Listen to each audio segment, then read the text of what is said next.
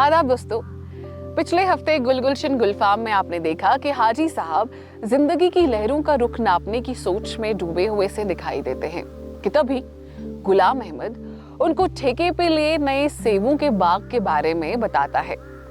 ये बाग उसने जूनी के घर वालों और अपने किसी जान पहचान वालों से रुपए उधार लेकर ठेके पे लिया है। घरेलू बातों के इस सिलसिले में जब नारायण जू का जिक्र आता है और गुलाम अहमद उन्हें अपना नहीं बल्कि कोई और कहकर मुखातिब होता है तो हाजी साहब को बेहद अफसोस और दुख होता है। हाजी साहब उसे बताते हैं कि वो कोई और नहीं बल्कि इस घर का एक अहम हिस्सा है।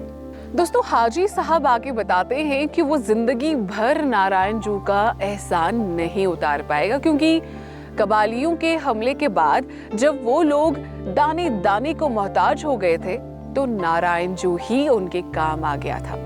गुलजार साहब ने दोस्ती पर क्या खूब कहा है, पानी से तस्वीर कहाँ बनती है, ख्वाबों से तकदीर कहाँ बनती है, किसी भी रिश्ते को सच्चे दिल से निभाओ, ये जिंदगी फिर वापस कहाँ मिलती है।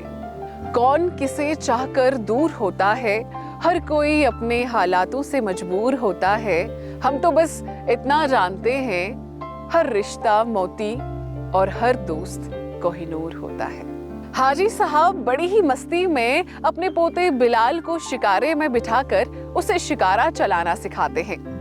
हम देखते हैं कि इसी बहाने हाजी साहब अपने गम को छुपाकर मुस्कुराकर अपने दिन को उस पल के साथ रोशन कर रहे हैं।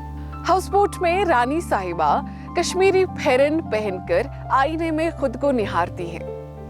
दरअसल वो राजा साहब को लुभाना चाहती है और जब राजा साहब उनके सामने आते हैं और उन्हें उस लिबास में देखते हैं तो वो शर्मा जाती हैं।